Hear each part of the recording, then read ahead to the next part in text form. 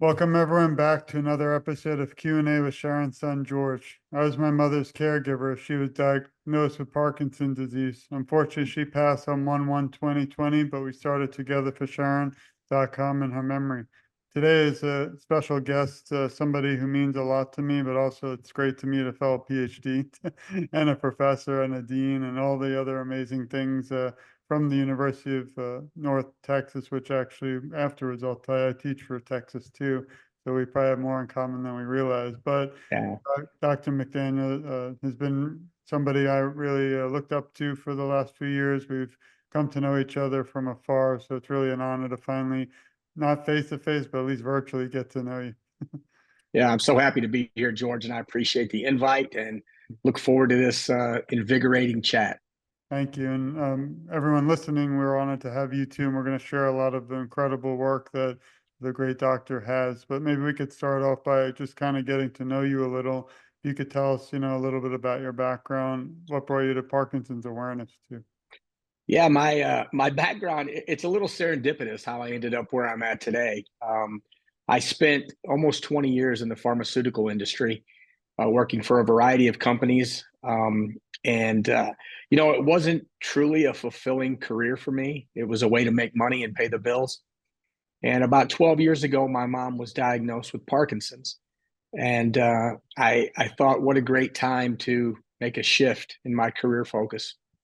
And wasn't really sure what to do. I thought at 42 years old, 43 at that time, I guess, I was a little old to go back to medical school and go the neurology route. And so I just kind of ran into a PhD program and realized that, what I wanted to do was spend some time trying to find something that could make my mom's and other people's lives better, a little bit better tomorrow than it was today. And so that's really what I've spent the last 5, 7 years, I guess, now doing, is just looking at the psychosocial challenges that are associated with Parkinson's disease, things like loneliness and depression and anxiety and apathy. And what can we do with these things, right? They're so prevalent. And sometimes there aren't great cures, and medicine and pills is not always the answer. And so I've been fortunate to get connected with a lot of people. I do most of my work with Indu Subramanian from UCLA. And she and I have gotten to be good friends over the last, I guess, 4 years or so. And we jokingly talk that we both drink the same Kool-Aid. So we both look at things kind of a lot of the hard sciences would say we're looking at the touchy-feely stuff. But I truly believe that those are the things that really make a difference in someone's life. So it's been a change, a drastic change for me in my career. But I absolutely love what I do today. And I teach a couple classes every semester at University of North Texas. And the rest of my time I spend writing and interacting with people who have PD, who are caregivers, and just learning the process, learning what goes on, and really getting ideas for things that we can focus on that might make a difference. I think what you do is fascinating and very important, not just here in the US, but around the world with awareness. And I always say it's sad that we met, but in a good way. Yeah. It's positive because unfortunately we seem to have a lot more in common than we probably even realize. So we send our love to you, your family, and we're always thinking about you too and appreciate all that you do, and means the world again to have you here. So thanks for that kind of background. Maybe you could Yeah. now touch on some of those areas of research. I myself, I'm an attorney and lawyer. My PhD is more in criminal justice. That's why I'm fascinated with a lot of your research. But maybe you could touch a little bit about loneliness, because it's one topic that, I try and cover tough topics, from medical marijuana to death with dignity, which some people don't want to talk about. I find, we have a middle, beginning, and end of life, but the end of life is kind of taboo. But I think Yeah. loneliness is another, important topic. That's why I love these shows, because as we spontaneously kind of converse with each other, I want to do a whole show someday on loneliness, because as a caregiver helping my mother during her struggle, I felt very lonely and alone. And I know she did. And I was shocked to realize the other day that even though now I know thousands of people out there, almost in this beautiful Parkinson's community, I don't think my mother ever met somebody with Parkinson's. And that's Hmm. Yeah, it's kind of sad because I think maybe, although it wouldn't have, in a way slowed the progression or brought her back, she might have not have felt as alone.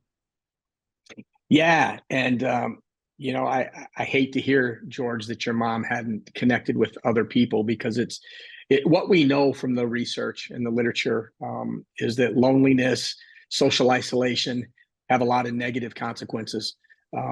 Unfortunately, most people who get Parkinson's disease are later in life, right? 62, 63% are older than 60 years old.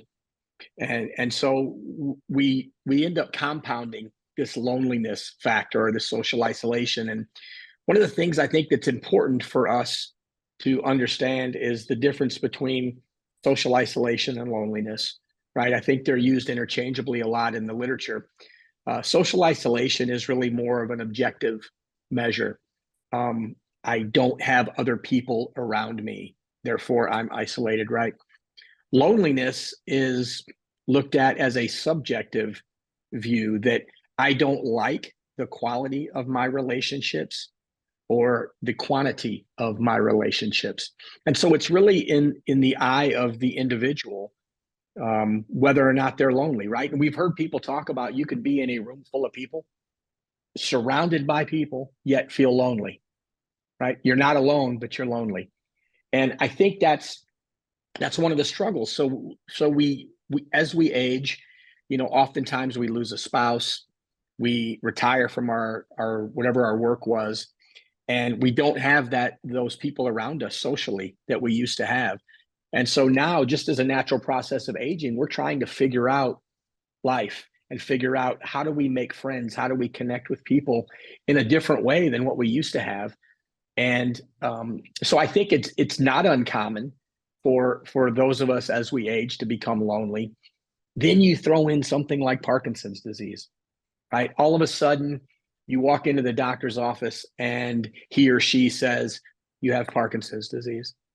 I believe in that moment, everything changes. I think there are a lot of things that go on in our mind, and we can get off on a tangent with what that looks like with the diagnosis, right? But I think all of a sudden you do feel lonely. You may be the only person that you've ever known or heard of that's had Parkinson's disease. You probably don't know really what it is. Maybe you know Muhammad Ali or Michael J. Fox, but largely I think it's under-recognized truly what Parkinson's consists of. And so I think that, now you begin going through life, and maybe you've got a tremor in one of your hands and you become self-conscious of it, right? And you don't want to go out in public because you don't want people to see the tremor. Or you have facial masking. People don't relate to you well because they don't understand your facial expressions. You may have incontinence, right? That affects whether or not you choose to go out and participate in the things you used to enjoy. So now all of a sudden, you're getting older. You may be, alone, not have a spouse. Your family may be grown, gone, out of the house. And you've got this condition, Parkinson's disease, that has these symptoms that may be embarrassing to you, that you may view that someone's going to judge you negatively. And so you don't get out as much. And so this loneliness cascade, I think, just goes and goes and goes as we get older. And we know that loneliness is associated with depression, with anxiety. It's actually been shown to be as bad as smoking and obesity, as far as what it does to our health. And that's pretty significant, right? We hear a lot of talk from medical people about the effects of smoking and being obese. The Surgeon General has talked about loneliness being an epidemic now, particularly post-COVID, right? I don't think that we had as much awareness of loneliness pre-COVID.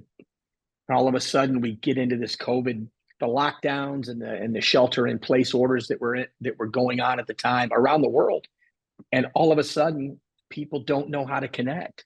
I think now you and I and many other people take Zoom for granted, right? It's just an everyday part of life. I use Zoom every day. Did I use it as much pre-COVID? Not really. I used it, but now it's such a prevalent part of our lives. And so we were kind of forced into figuring this thing out. how can I still connect with other people without being able to get out? And so the Zoom and other internet connectivity has been a tremendous benefit to all of us, but it doesn't necessarily fill the gap of personal interaction, right? You and I can sit here and have a chat on Zoom, but there's something different that happens when we're face to face, and we can shake hands and we can have a cup of coffee together and sit down and talk, that I feel heard, I feel connected with. And it's a sense of oneness, right, that we get by connecting with other people. And I think that we're getting to the place where more and more doctors are understanding loneliness and Parkinson's disease. Indu and I have done some writing on this topic, quite a bit actually, and she introduced me to this concept called social prescribing, which is an interesting thing. And what it is, it's just like the doctor would prescribe a patient Sinemet for their motor symptoms. Social prescribing would be to write a prescription for a patient to find out about a support group, get to an exercise class, go to have coffee with some friends in the community, right? Those things that are just as important as the medicines that one might take. And I think it's such a great idea. And I've seen more and more recently, I've seen that term social prescribing come up. And I think people are beginning to get it, how important it is to connect. So I look forward to doing more research in this area and beginning to understand, what happens in the brain when we're lonely. There's some data on that as well that's pretty fascinating. Yeah, I appreciate that so much. That's so important. The one great thing about virtual is it allows people with Parkinson's to do things such as exercise from home, where it might be too difficult at times to, leave the house. I know my mother, towards the end of her life, like the last 4 years, same thing what you mentioned. She almost didn't want to see her favorite time is sitting outside blowing bubbles with her three grandchildren. When the disease kind of really took over big time, she almost didn't want them to come by anymore, which was also heartbreaking because she just didn't want them to see her like that. So I do, again, Yeah. really value all the research you're doing. What is the hopes for the future with some of the end results or hypothesis from the research that you're doing and writing? Well, I think one of the things that happens a lot, and I've seen it in my own research, and it's common across research in general, is we do a really good job of identifying problems and doing descriptive research. My goal is to be able to find some interventions that are actually effective in mitigating some of these problems. So what do we do for loneliness, right? The example of that is social prescribing. What I'd like to do is let's look at a study where we've got a couple of groups, and one we social prescribe and one we don't. And we see, does it make a difference? I strongly believe that it would. But George, from your process of getting a PhD, that research is what determines what works and what doesn't. I can have all these ideas, but until I can show it in people, it really doesn't matter. So I think it's looking at interventions for loneliness. It's looking at things. What can we do for people who are struggling with stigma? Right? I talked about the tremor or the gait issues or facial masking or whatever it might be. How can we have interventions that help people with that so that they're more apt to get out of the house, engage socially, be involved in the community? The other thing, I think Indu and I are just finishing a paper right now with a variety of people from across the country, looking at this idea of demoralization, which it's similar to depression, but it's different. It's really a feeling of hopelessness, helplessness, inability to cope. Greg Pontone introduced me to this a couple of years ago. And it's really from the cancer literature and palliative care, that people at the end of life feel hopeless and helpless, and they just don't know what to do. And he and I were having a conversation, and he said, nobody's talking about this in the Parkinson's world. But it's real. He's a geriatric psychiatrist, so this is the stuff that he sees on a regular basis. And then I talked to Indu, and she's seeing it, but nobody knew what it was called, right? They just knew that I think it was probably largely termed depression, whether it was a reactive depression, which is different than major depressive disorder, right? And so we've been talking about this and looking at how do we get people to acquire some new coping strategies, right?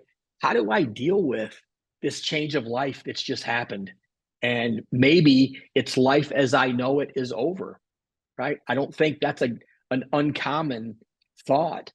And I believe it's actually more common in the young onset population, right? You're in the prime of your life, working years, you've got 2 kids at home, you've got a spouse, and you're the primary breadwinner, and you just find out that you have Parkinson's disease. And I know from many whom I've talked to that that's the common thought is everything that I had planned in my life, I'm not going to be able to do now. And what do we do with that? Right? And how can we work through that? How can we develop these coping strategies that can help someone improve self-efficacy, right? My belief that I can actually do something. Those are important things that we're thinking about continually about what can we do about them. I appreciate you sharing that. My mother went through so many things that you're kind of discussing. I do want to share a little bit more again about you, but I Mm. recall, unfortunately, towards the end, the toughest thing was we went to 15 medical doctors who said you don't die of Parkinson's, you die with it.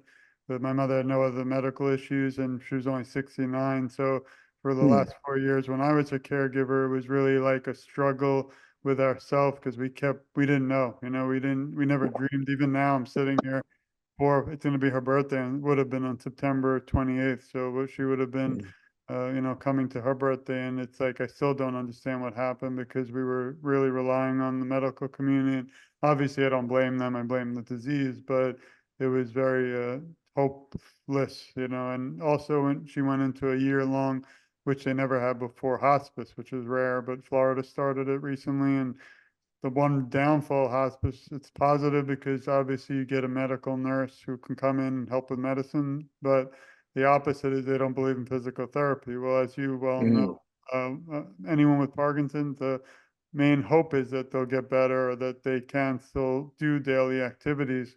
Well, when they took away the therapist, physical therapy, it went to a different world that we would need another Yeah. show to discuss. But I do really am excited for a lot of what you're doing in the past, the present, and the future, and hope you'll share with me because I'll be love to share that around the world too. Yeah, well, I appreciate that, George, and I can empathize with your trajectory of how things went with your mom. It's a real struggle to try to figure these things out, and as I learn and probably as you learned along the way, there are a lot of things that people can engage in that can improve outcomes that oftentimes patients aren't told about those things. They're not encouraged to do those things.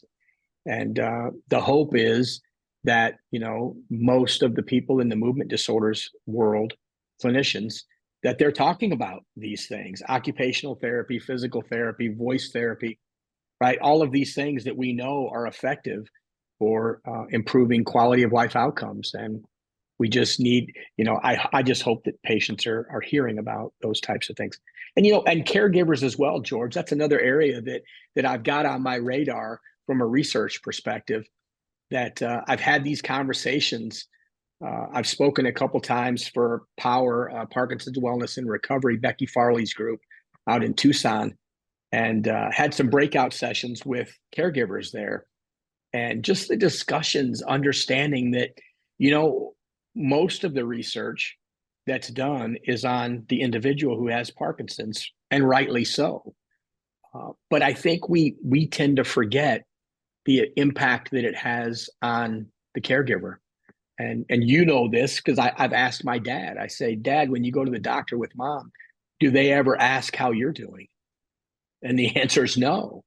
Um, and I think from the medical side in these conversations I have with Indu is understanding that if the caregiver is not doing well, it's going to have dramatic impacts on the individual with Parkinson's disease, right? And so it's critical that we offer some of these interventions, that we have discussions with, and we try to help the caregiver connect socially, right? Because they get lonely too. All of a sudden, their life has changed, and they're the one, depending on physically how one is doing, maybe more or less is from a caregiving role, but they're lonely. They may not have anybody to connect with either who understands the struggles that they're dealing with on a daily basis. And so that's an area that I'm quite interested in.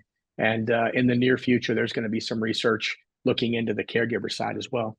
Well, if you need a participant, keep me in mind because I'd love to tell. So as you speak again, I think of so many more questions. We wouldn't have time, but there's a whole world of caregiving. I wrote a book on it, but I still feel Yeah. there's a whole world too, which I don't know if you're kind of concentrate on, but once the loved one of a individual, a caregiver of someone living with Parkinson passes, it's another whole study needs to be done because I do feel many times I'm in my own world and I tell everyone this like, so right now I don't have Parkinson's. I currently am not a caregiver of someone alive, but I'm still had someone I love and always will that have Parkinson's. But the segment of population, a lot of my research and in doing a lot of this work are often forgotten, which is kind of sad. So maybe that's a new area we should do something on because I have a book coming in a year or two about that, about I think there's probably like 20, 30, 50 million people out there who lost a loved one due to Parkinson, but they're not really part of the community anymore because sometimes, the door shuts and you either move on or not sure what to do. But I decided to fight back in a way and started Together for Sharon as a movement because I thought that people should still remember my mother and that we still have a voice just like you. And, I mean, we thought we'd have 3 people come to the website and I would have been happy. We've had over 45,000 people. So I don't know if it's because of our work together or is it that the disease is progressing, but that's the most important thing again is what you're doing. And I just look forward to a lot of that. And I wanted to share everyone, please go to togetherforsharon.com where you can see a lot more completely free. If you go to interviews, you'll look up Dr. McDaniels and you can look a lot more. I know he knows this young gentleman here. And you can read a lot more about him, how to reach out, and also about his mother and her journey, as well as so much more. And I also wanted to share 2 other areas. This is more on the professor from University of North Texas. And finally, he's not a big on it a lot, but I know if he is, social media is important, even though we don't want to admit it some days. I follow him, so I recommend you should as well. And I saw this recently. I don't go on X a lot, but I saw you and the doctor. I spoke to her. If she is around, I'd love to have her back too. She was amazing to do the interview also. But I think that Yeah. the reason I do this, and you probably are aware, is I think that there's so many incredible people out there, like both of you, doing such important work. And you obviously reach a lot of people, but why not join together like we do and reach even more? And I just feel that our voices are just so much stronger together, in my opinion. I could be wrong, but I won't be the first or last. No, absolutely right, because it compounds. I only have a reach that's so far, and you only have a reach that's so far. And both of those are finite. But when we begin to put these together, then that reach is just compounded. And you could reach people that I'm never going to be able to reach because of your story, your background, what you've got with your website, with Together for Sharon, and that movement. And it is important that we all promote one another, right? And we let people know that, hey, when there's a new study out, it's out. Take a look at it, read it, see what you think. Um, we don't. Those of us who are doing research don't have all the answers. We're looking for answers just like everyone else, and we have ideas, and a lot of the ideas that Indu and Greg and I get are from talking to people with Parkinson's or their caregivers. They'll say, "Hey, nobody's talking about this issue." Some of my early research was looking at apathy, and you had that slide up a second ago, apathy and Parkinson's disease.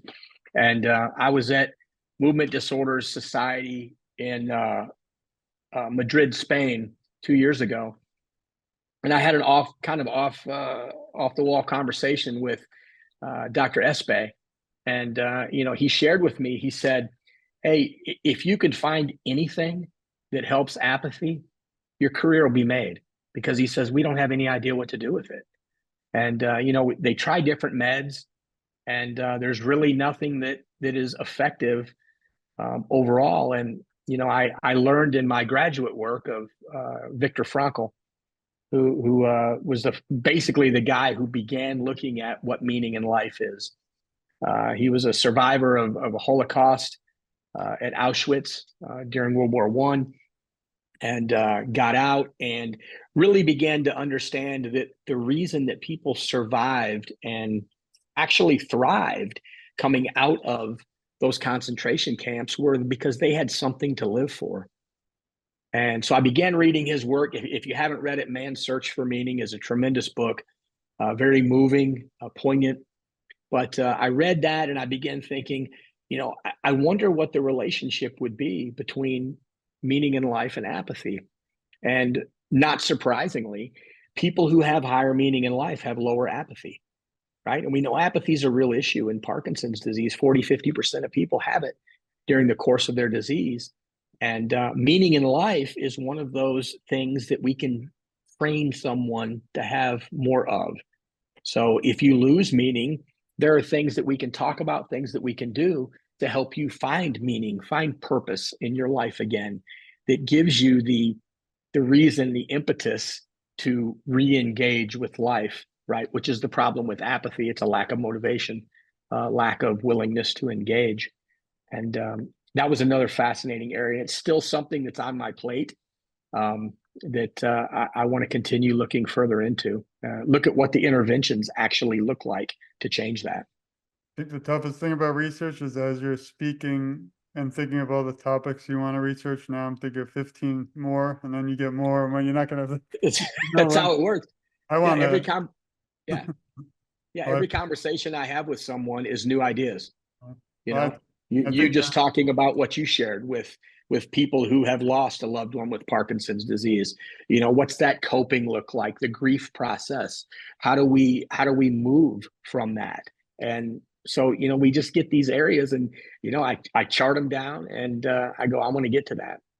I mean, And I might be biased, but that one I don't see honestly anything. Like I even, that's why I wrote a book on it. It won't be out for a few years, but the whole book is literally about how I kind of feel like the door is closed, and even with some people in the community, feel like they just don't want us to be involved, which is odd, like to me. So I'm happy with it because I've started my own, so we don't, and I don't. My only goal, the one thing about the Parkinson's community or even Parkinson's is that even with the national plan to end Parkinson's, it's bipartisan. I love it. You can't find anything else these days where, right, so this is one area we all want to cure.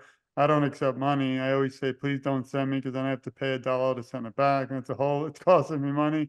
All our books are very expensive, like, and I donated 100% back to the different organizations like Michael J. Fox. But even in 2024, just telling people I don't want anything in return, it's really shocking the response sometimes. 99.9 is incredible, but you always have a few that kind of not sure, because it's like, how could someone do something? Number one, obviously, I can't bring my mother back, which I wish I could, but in reality, you can't. And number two, I don't have Parkinson's. We don't know about genetics, and that's another conversation. But, why is this gentleman or guy, me, doing this all? Because I pour like 24/7 into it. And, some nights I don't sleep just because I don't want you, your mother, or anyone else out there ever to have to go through what, we have. And that's it. There's no kind of Shark Tank moment, but wait, there's more. So anyway, but I do appreciate again all you do. I want to shift a little more about you. This is the okay, part that's exciting because, we could talk a lot about, I mean, I found a lot of what you said just now really new to me, which is fabulous. But many times when I do interviews, it's kind of the same thing. So I love this part because there's no way this is going to be the same as anyone else. So can you start us yeah. by listing 3 words that describe who you are? Ooh, I'm My favorite passionate. part is the answer before. Yeah, yeah. Ooh, let's say passionate, um, committed, and loving. I think those three work. Oh, those are amazing, and I love that the loved one. Yeah. What is one moment or one most memorable moment that stands out through most of your work so far with awareness that you could share? Um, Gosh, one moment is so difficult. Probably I've gotten to be friends with Heather Kennedy over the years. You've been on the. And yeah, and my conversations with Heather have been so valuable to me. Um, just talking to her off the record. We're not talking about research. We're not talking about anything. We're just two adults having a conversation um, about the challenges of living life. Right, life's challenging enough to live when you don't have a chronic illness like Parkinson's disease. But when you throw that in there, everything changes. Everything, the meaning of everything changes or can change. It doesn't have to, but I don't know that I can say a moment, George, but I think that those conversations with Heather have been motivating, have been encouraging, and just having her kind of behind the scenes. She was one of the first people I met when I got to North Texas. I don't remember how she and I connected, kind of serendipitously, um, and it was through her that I got to Indu. She connected me to Lori Mishley, who then connected me to Indu. And she's just been a great friend and a tremendous supporter of my work and what I do, and is a loud voice kind of for me behind the scenes. So I would certainly say that. We say hi to you, Heather, if you're watching. I love her too, and she was on the show a few weeks ago. But it was a beautiful moment. Sometimes we're tough talks, but they're so important, and that's Yeah, why I love her because she really won't hide things like I do. I talk about anything and everything, nothing to, no reason to. You might be able to research and learn from it, but if we don't all talk about these topics, we won't really move forward. So thank you for that. This yeah, that's right. this next question is important, the most important to me. Why? Because I want to bring the people from behind the scenes of your world. So obviously, you also were a caregiver still, and who helps you during times of struggle? Because even doing the research not easy. I mean, studying loneliness is you can feel a little lonely sometimes. Yeah, That's the first part. Number two, we're both caregivers. What tips can you give those listening who are caregivers? yeah. Probably the behind the scenes support. I've got to say, my wife. My wife is my biggest cheerleader. She is my best friend, and she has stayed with me through some tough times. Marriage is tough, and we experience some challenges along the way, but she's always there and is always supporting me. And my faith is the other factor in my life that keeps me focused, that keeps me going, that knows there's more to live for than what I'm doing here. This is great, but there's more to live for. And the other question you asked was about caregivers and advice. I think the best advice I can give is to listen. Listen to what the person with Parkinson's is saying. Um, I have to learn that my job is not to solve all of my mom's problems, right? It's funny because I teach counseling to my students, my graduate students. And one of the things that I always share with them is I say, as counselors, you have a desire to help someone solve their problems. And so you want to give advice, but that's totally the wrong way to counsel someone.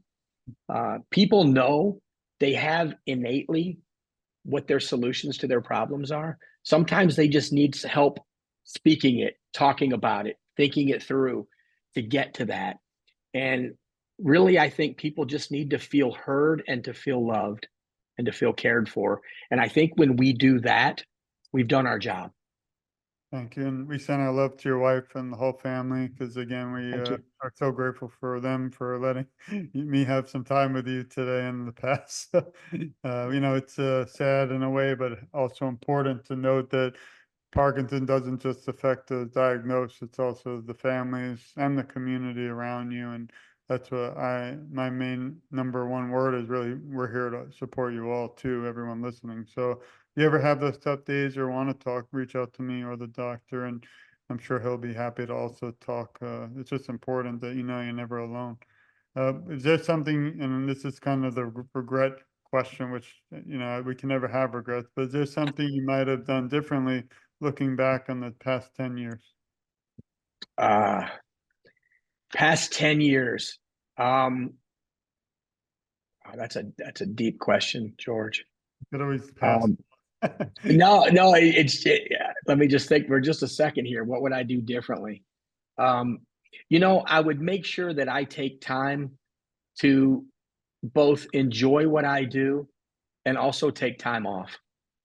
Right? I'm a type A personality, and I work a lot. And really, just in the last couple of years, I chose to.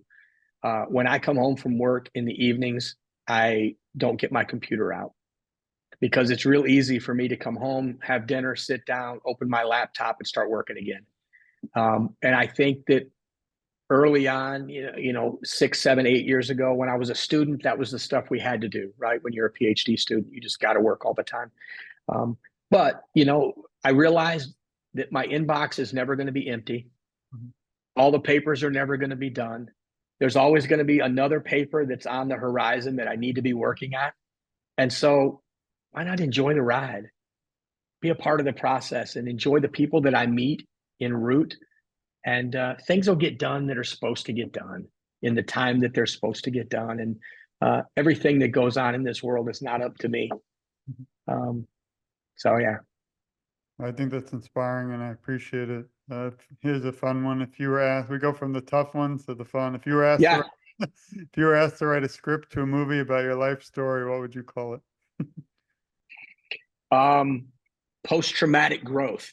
it? That's what I would call it. Love it. Yeah, I've faced some pretty significant challenges in my life along the way, and well before I started my PhD work. And what I've learned along the way, George, is those things that we face in our life that are challenging. We can either learn to deal with them or we succumb to them. And I think through the process of facing, dealing with, and working through, we get this thing called post-traumatic growth. And we didn't really get into that, but it's different than resilience. Resilience is the ability to bounce back after a struggle. Post-traumatic growth means that not only do you bounce back, but you're better after you recover. And so it's Viktor Frankl calls it flourishing despite suffering. So that would probably be the answer to that. I feel like I planned my new book that just came out, Resilience, after what you just said, but we never spoke about. So, There you go. Funny how that works. Yeah. So on the last note, because again, I really grateful for your time, and I want your family to still like me. Oh yeah, no worries. If you could leave the Parkinson's community today with some words of encouragement, what would they be? There's always hope. There are plenty of people who truly care about you, about your journey, about helping you. If you feel alone, reach out. You had my stuff on there. You can find most of us that you hear about who do research or who are on any of these talks. You could find all of us on social media somewhere. And I don't know. I can tell you, I've never reached out to someone, a researcher, a physician, clinician, that hasn't responded to me. It's a very caring community. And so if you need something, ask. Don't ever lose hope. Hope and optimism are choices, right? We can choose to look at the world differently. And sometimes it's a matter of looking at not what I've lost, but what I still have.